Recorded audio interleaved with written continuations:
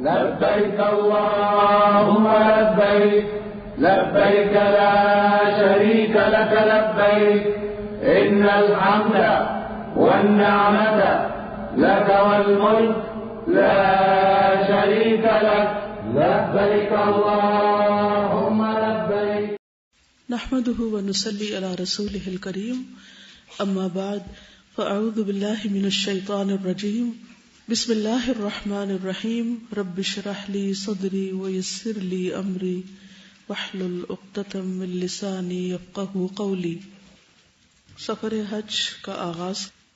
جب بھی انسان اپنے گھر سے نکلتا ہے تو جس نیت اور جس ارادے سے نکلتا ہے، جس کام کے لیے نکلتا ہے، وہ کام ہو جائے تو بہت اچھا، اور اگر نہ بھی ہو پائے تو نیت کا اجر اس کو مل جاتا ہے.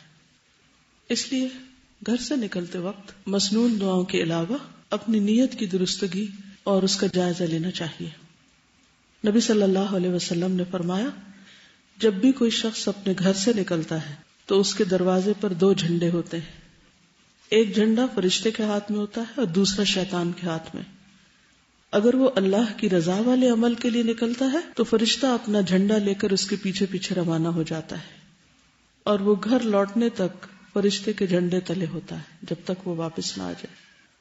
اور اگر وہ اللہ کی ناراضگی والے عمل کے لیے نکلتا ہے تو شیطان اپنا جھنڈا لے کر اس کے پیچھے روانہ ہو جاتا ہے، اور وہ گھر واپس آنے تک شیطان کے جھنڈے تلے رہتا ہے، یعنی شیطان کی دوستی میں اور شیطان کے ساتھ میں، اور شیطان ہی پھر اس کو اکساتا رہتا ہے، ورغلاتا رہتا ہے اور سیدھے رستے سے ہٹاتا رہتا ہے. لیکن اگر انسان کی نیت اچھی ہے، ارادہ اچھا ہے، تو اللہ تعالیٰ کی طرف سے اس کو ایک مددگار بھی نصیب ہو جاتا ہے. جب انسان گھر سے نکلے تو گھر والوں کے لیے بھی دعا کرے، اور گھر والے بھی جانے والے کو مسنون دعاؤں کے تحفے کے ساتھ رخصت کریں. یہ سفر کی دعائیں مختلف کتابوں میں آپ کو مل جائیں گی. پھر اسی طرح یہ ہے کہ حج کا چونکہ پہلا رکن احرام ہے، تو اس لیے حاجی گھر سے نکلنے کے بعد میقات پر پہنچ کر احرام کی نیت کرے گا. احرام کا لفظی معنی ہوتا ہے حرام کرنا. شریعت کے مطابق احرام کا معنی ہوتا ہے اپنے لیے بعض ایسی چیزوں کو حرام کرنا جو عام حالات میں حلال ہوتی ہیں یا مباح ہوتی ہیں. اور دراصل احرام حج یا عمرے کی نیت کرنے کے عمل کو کہتے ہیں. باقاعدہ انسان ایک طرح سے فارمل نیت کرتا ہے. الفاظ کون سے ہوتے ہیں؟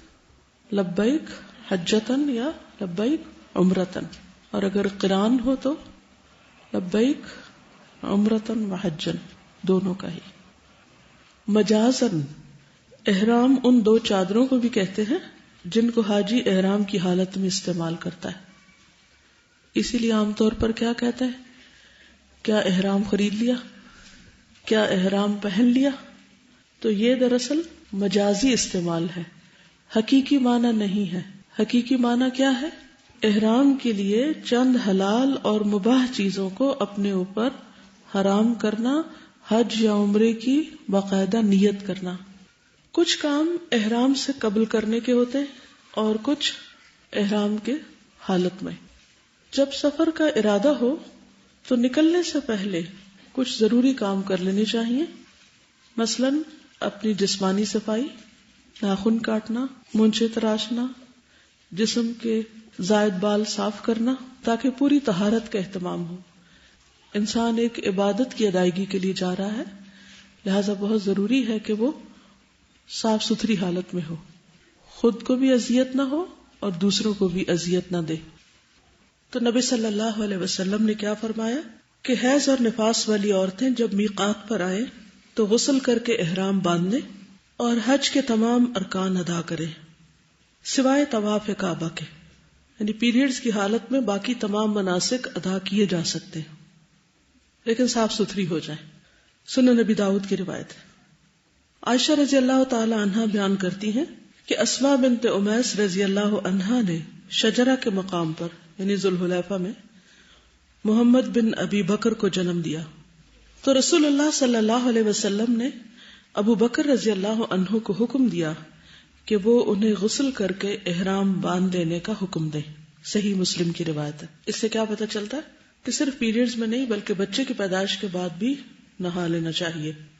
اگر آپ سمجھتے ہیں کسی تجربے یا کسی ڈاکٹر کی ایڈوائس کے مطابق آپ کو نہانا واقعی تکلیف دہ آپ کے لیے ہے یا آپ کو تکلیف دیتا ہے, تو اس صورت میں آپ گیلے تولیے سے اپنے آپ کو صاف کر لیں, کوئی اور طریقہ اختیار کر لیں, آلٹرنیٹ طریقہ. خوشبو لگانا.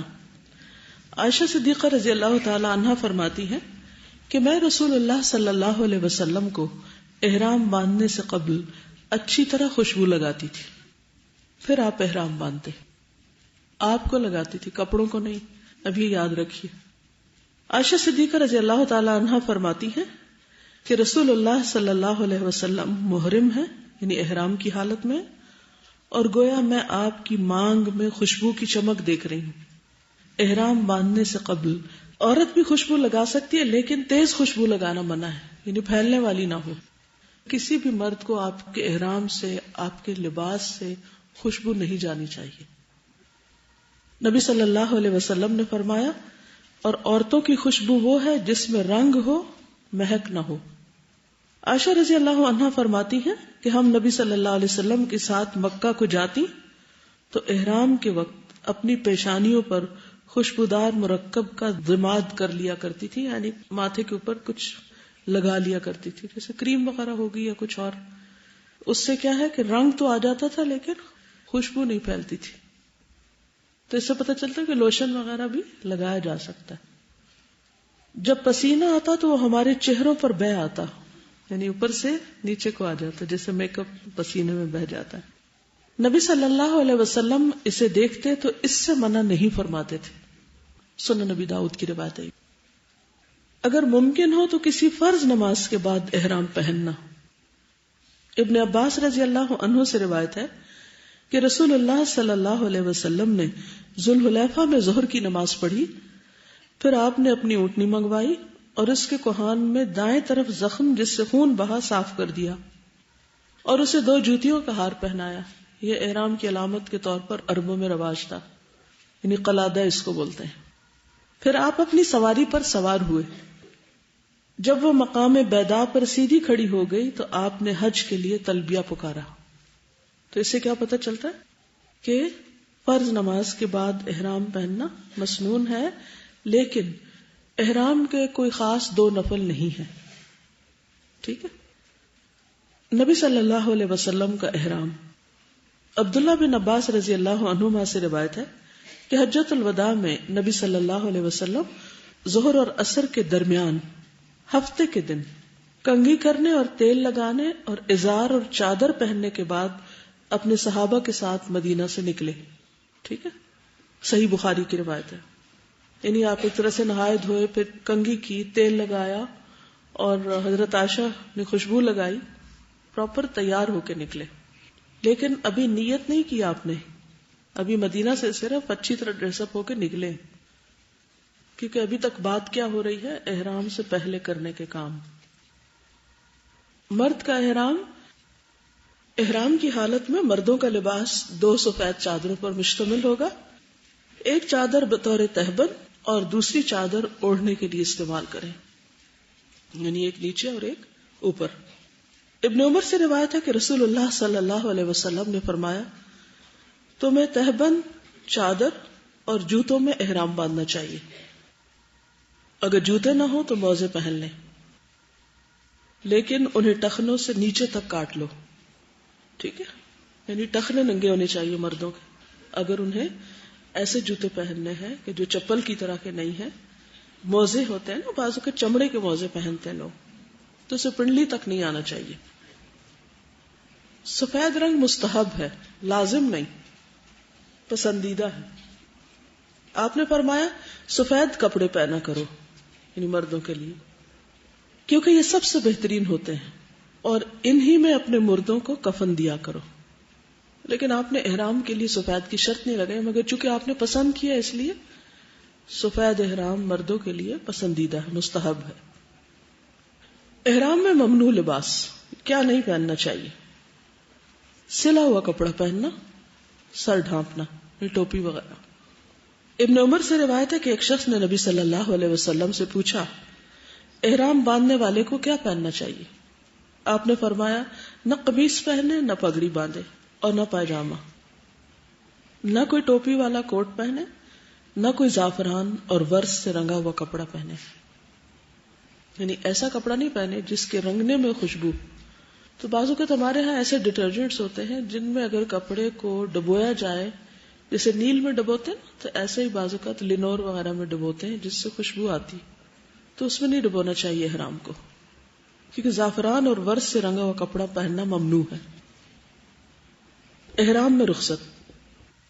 ابن عباس نے بیان کیا کہ نبی صلی اللہ علیہ وسلم نے ہمیں میدان عرفات میں واز سنایا. اس میں آپ نے فرمایا اگر کسی کو احرام کے لیے تہبند نہ ملے تو وہ پاجامہ پہن لے، کسی کو جوتے نہ ملے تو وہ موزے پہن لے. یعنی اب اگر کوئی شخص ایسا ہے کہ جس کے پاس ایسا کپڑا ہے ہی نہیں تو وہ کیا کرے؟ پھر حج نہ کرے، تو اس کو رخصت دی گئی. پھر عورت کا احرام. احرام کی حالت میں عورت کے لیے کوئی الگ لباس سنت سے ثابت نہیں، یعنی عورت کا کوئی الگ سے لباس نہیں ہوتا. جو اس کے عام روٹین کے ڈیلی استعمال کے کپڑے وہ پہنتی ہے وہی پہنے گی، اور گھر سے نکلتے وقت جیسے عبایا پہنتے ہیں وہی پہنے گی. صرف خواتین کے لیے کیا ضروری ہے؟ پردے کے احکامات کو ملحوظ رکھتے ہوئے اپنے عام لباس میں ہی احرام کی نیت کر لیں. اسی طرح عورتوں کے لیے سفید رنگ کے لباس کی کوئی فضیلت ثابت نہیں. یہ حکم جو مردوں کو سفید لباس کے لیے ہے وہ صرف مردوں کے لیے، عورتوں کے لیے نہیں ہے. عام طور پہ دیکھنا ہے کہ خواتین بھی سفید رنگ کا احرام کے کپڑے سلواتی، اور اگر گرمیوں میں عمرہ کرنے جا رہی ہوں تو پھر لون کا سلواتی. بعض خواتین باریزے کا بھی سلوا لیتی.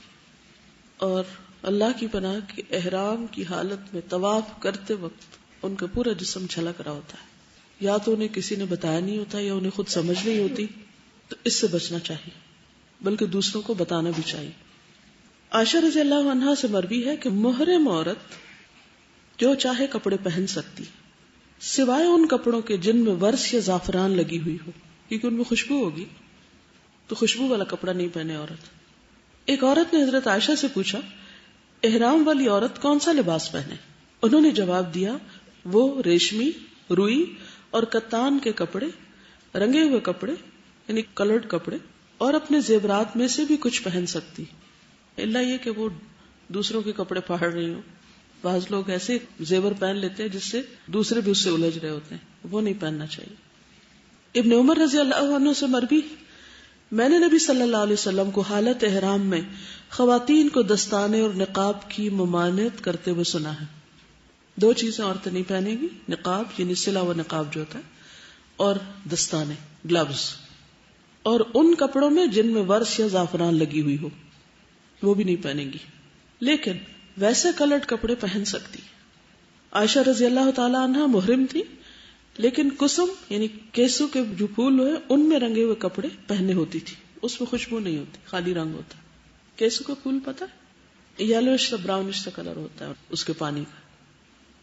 عائشہ رضی اللہ عنہا نے عورتوں کے لیے زیور، سیاہ یا گلابی کپڑے اور موزوں کے پہننے میں کوئی حرج نہیں سمجھا، یعنی عورتیں فل جرابیں پہن سکتی ہیں، اونی یا سوتی موزے پہن سکتی.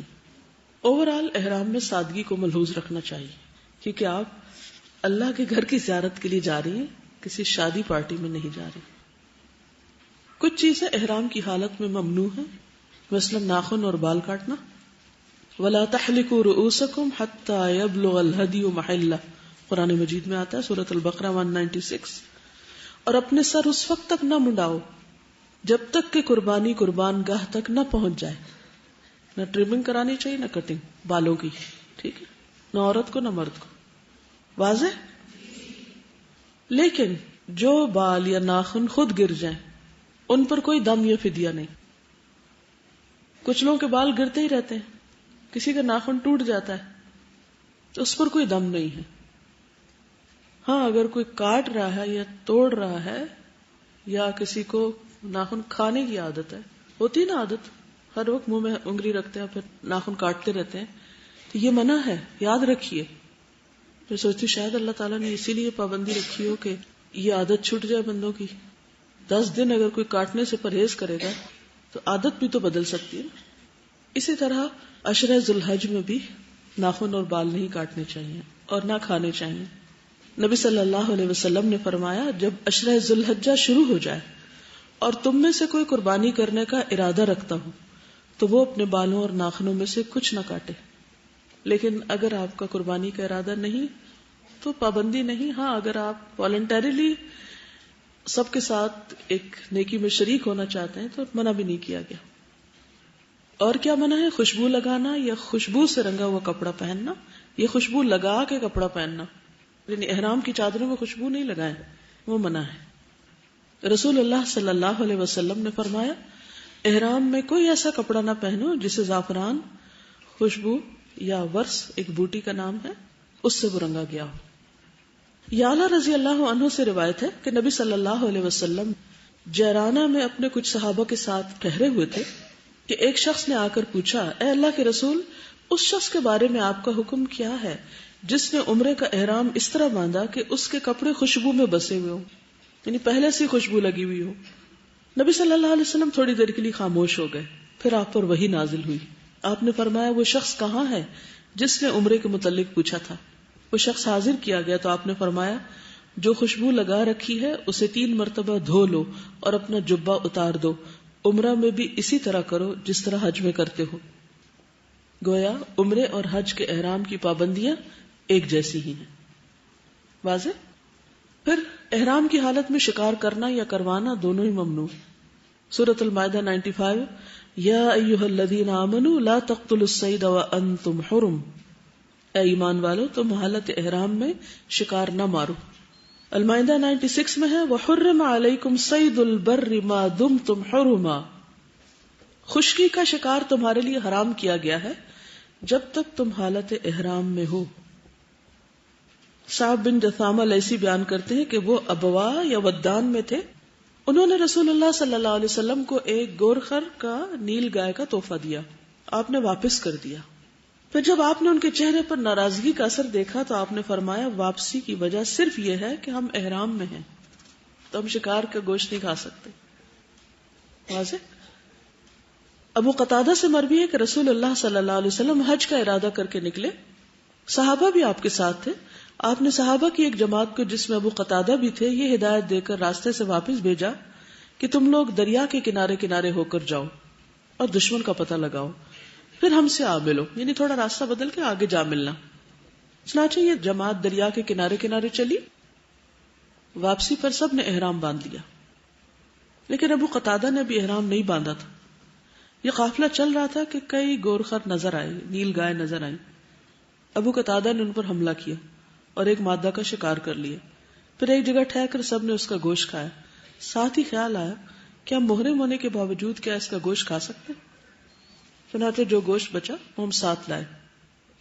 آپ نے پوچھا کیا تم میں سے کسی نے ابو قتادہ کو شکار کرنے کے لیے کہا تھا یا کسی نے اس کی طرف اشارہ کیا تھا؟ سب نے کہا نہیں. اس پر آپ نے فرمایا پھر بچا ہوا گوشت بھی کھا لو. اس سے کیا پتہ چلتا ہے کہ اگر ایسا گوشت ہو کہ جس پر نہ مدد کی گئی ہو، نہ کروایا گیا ہو، نہ اشارہ کیا گیا، نہ بتایا گیا ہو، اگر کوئی خود ہی کر کے لے آیا ہے تو وہ کھایا جا سکتا. پیچھے جس کا آپ نے گوشت انکار کیا تھا ہو سکتا ہے وہ شخص خود احرام کی حالت میں. پھر شوہر اور بیوی کا جسمانی تعلق، یہ کسی بھی قسم کی کوئی جنسی گفتگو کرنا، اشارتن کنایتن کوئی بھی. قرآن مجید میں آتا ہے فمن فرض فیہن الحج فلا رفث ولا فسوق ولا جدال فی الحج. البقرہ 197. حج کے دوران نہ بیوی سے قربت کے تعلقات قائم کرے، نہ گناہ کرے اور نہ ہی لڑائی جھگڑا کرے. نبی صلی اللہ علیہ وسلم نے فرمایا جس نے اللہ کی رضا کے لیے حج کیا، اس دوران نہ کوئی بےہودہ بات کی، نہ گناہ کا کام کیا، وہ حج کر کے اس طرح گناہوں سے پاک صاف ہو کر لوٹے گا اس دن کی طرح جس طرح اس کی ماں نے اسے جنم دیا تھا. یعنی پیدائش کے دن جیسے وہ گناہوں سے پاک صاف تھا ایسے ہی بالکل وہ ایک نیا انسان بن کے واپس لوٹے گا. سعید بن جبیر کہتے ہیں ایک آدمی اور اس کی بیوی نے اکٹھے عمرے کا احرام پہنا.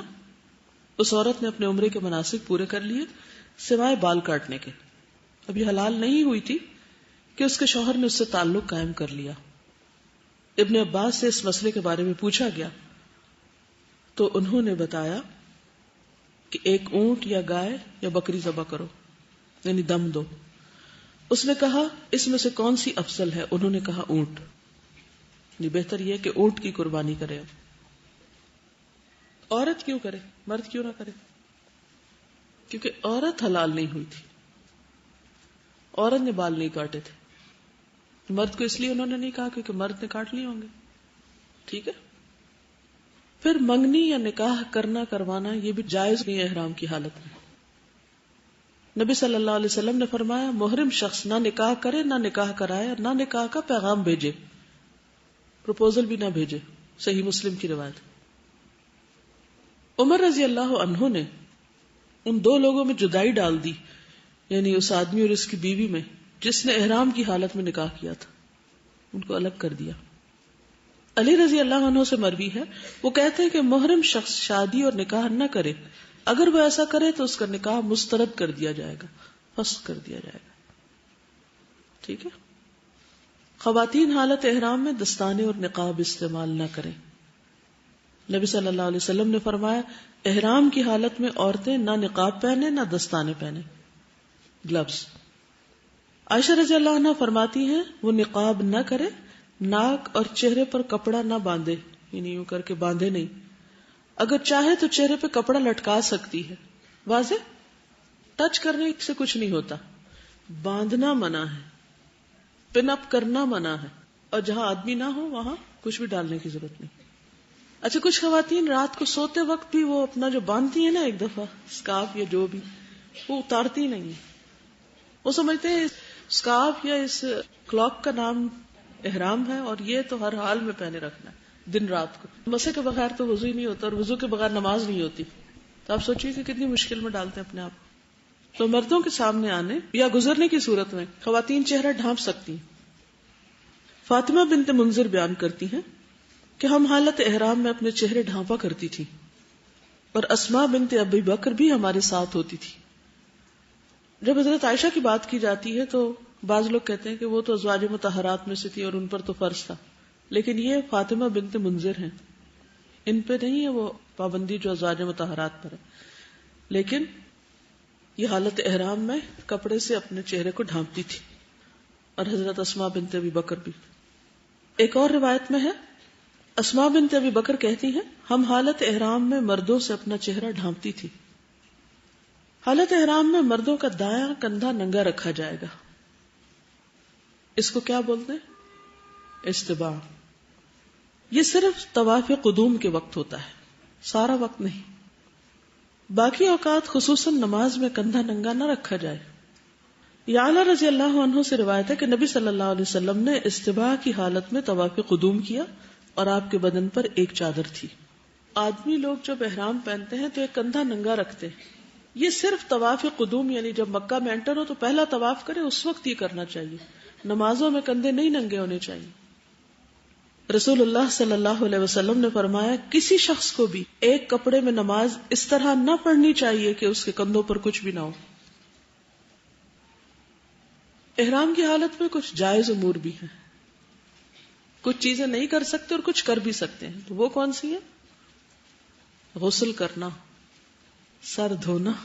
احرام میں کہیں بھی غسل پر پابندی نہیں، کپڑے بدلنے پر پابندی نہیں. خواتین چاہیں تو صبح شام کپڑے بدلیں. اسی طرح مرد حضرات اگر اسپیئر ہے ان کے پاس چادریں تو وہ اس کو چینج کر سکتے ہیں. عبداللہ بن حنین بیان کرتے ہیں کہ عبداللہ بن عباس اور مسور بن مخرمہ کا مقام ابوا میں ایک مسئلے پر اختلاف ہوا. عبداللہ بن عباس نے مجھے ابو ایوب رضی اللہ عنہ کے ہاں مسئلہ پوچھنے کے لیے بھیجا. جب میں ان کی خدمت میں پہنچا تو وہ کنویں کی دو لکڑیوں کے بیچ میں غسل کر رہے تھے. ایک کپڑے سے انہوں نے پردہ کر رکھا تھا. میں نے پہنچ کر سلام کیا. انہوں نے پوچھا کون ہو؟ میں نے عرض کی عبداللہ. آپ کی خدمت میں ابن عباس نے بھیجا ہے یہ دریافت کرنے کے لیے کہ احرام کی حالت میں رسول اللہ صلی اللہ علیہ وسلم سر مبارک کس طرح دھوتے تھے.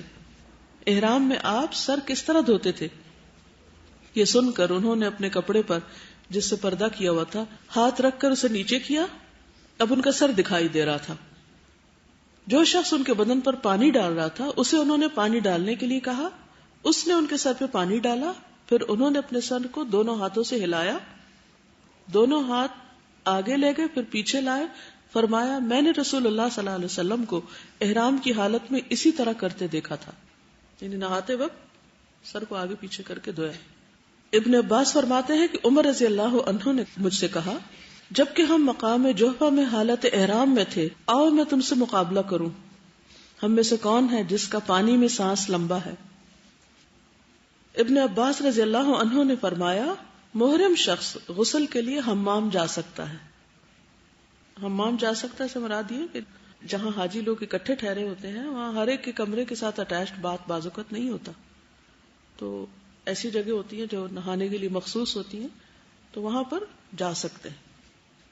اب آپ پوچھ رہے ہوں گے کہ اگر وہاں سوئمنگ پول ہو تو کیا سوئمنگ بھی کر سکتے ہیں؟ کر سکتے ہیں، کیونکہ کہیں منع نہیں کیا گیا،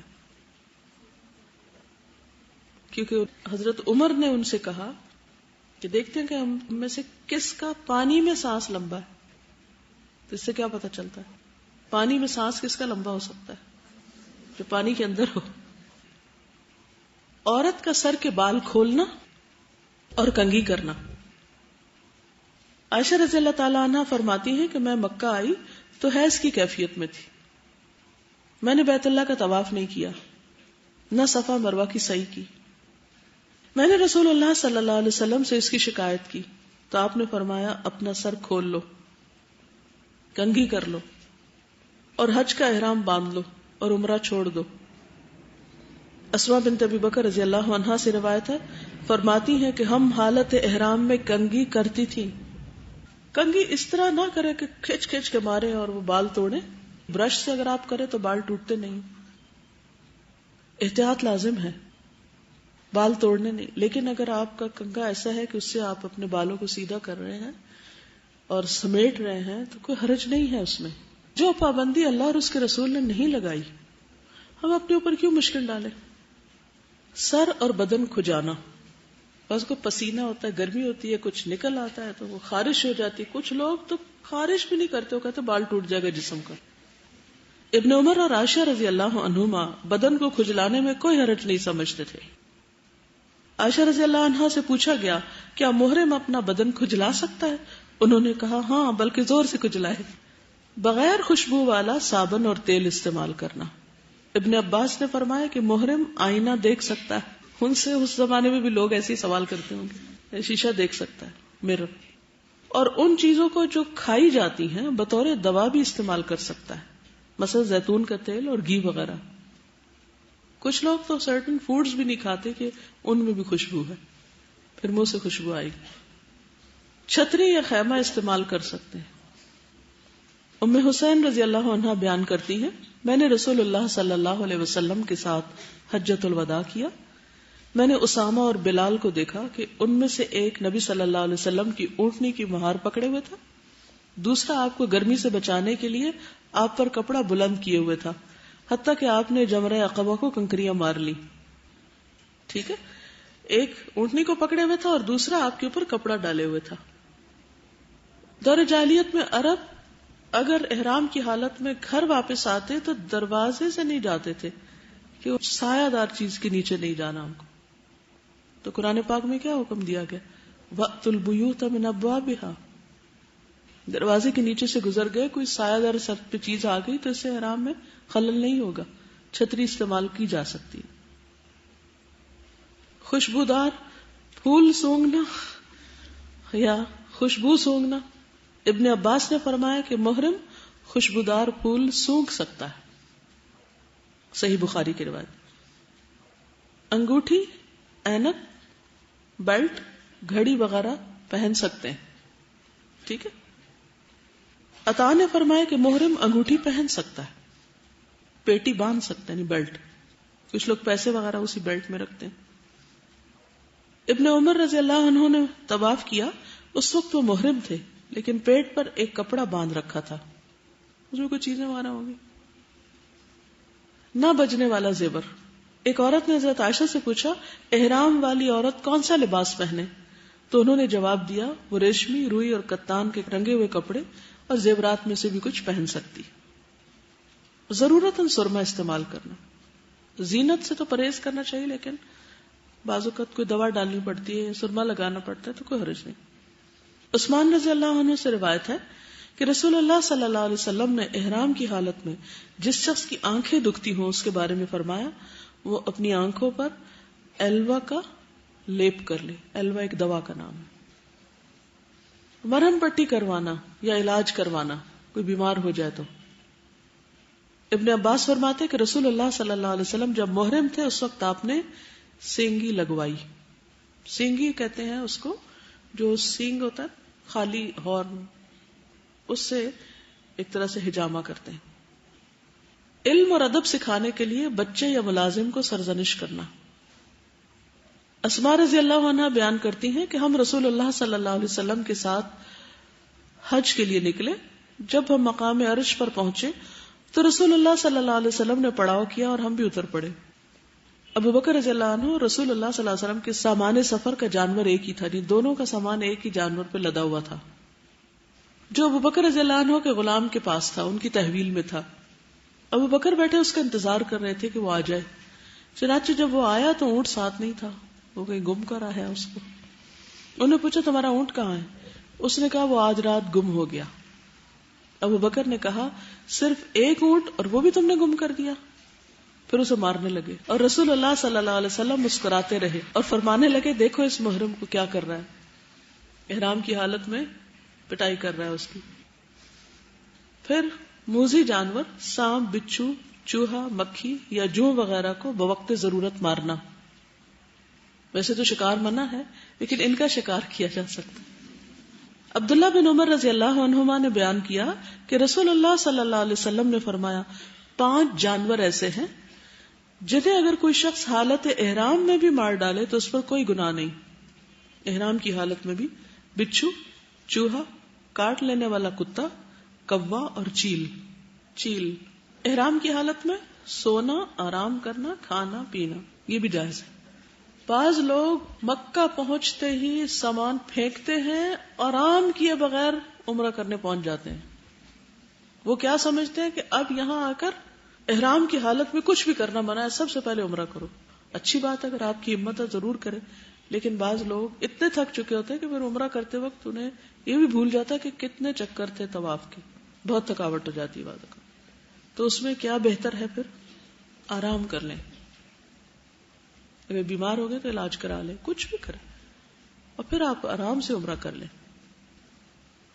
حج پر جانا ہے تو وہ تو ایک الگ بات ہے کہ 8 تاریخ کو آپ کو نکلنا ہی پڑے گا، لیکن عمرے میں آپ کچھ گھنٹے سو کے آرام کر کے تازہ دم ہو کے کپڑے چینج کر کے اس کے بعد آپ جا سکتے ہیں.